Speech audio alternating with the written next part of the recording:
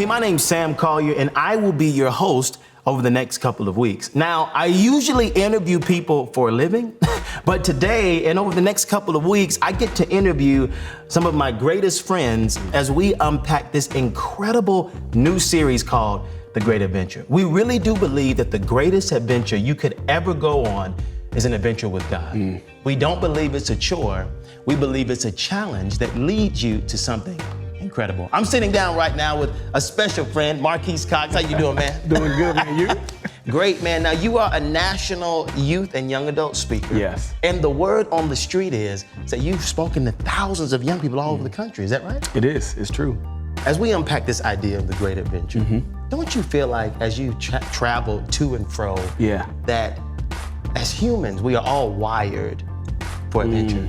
I do. I really do feel like that. I feel like, and again, I deal with teenagers, but whether you're young, middle-aged, or old, man, we all have within us that desire to go after something exciting, thrilling. We all have that within us to go after the adventure. So we really are wired just for that. That's what I'm saying. I mean, we all want to do something that matters, right? That has meaning. We all want to kind of take a risk. Yes. So if that is true, then how come a lot of us are not living in a great adventure?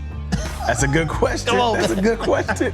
That's a huge question, and one I love because it really does speak to so many things that we deal with as humans. But one of the biggest reasons why we don't go after that adventure, really, man, is because we go after what's easy. We're naturally inclined. Yeah, it's true. It's true. We're naturally inclined to go after what's easy, man. And whenever you're going after that adventure, whenever you're going after that exciting thing that's the unknown, man, the adventure looks really unappealing. And comfortability looks really appealing. It does. Now you said something I wanna kind of highlight. You said we trade easy for adventure.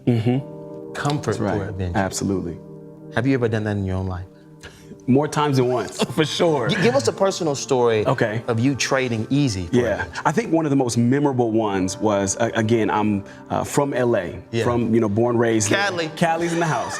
Born, raised there, and now I live in Atlanta, work at North Point Community Church. And there came a point in my life when I was working at North Point for the years I was working, and there was a piece of me that felt like, man, I'm doing all this amazing stuff, all the stuff that I've dreamt of.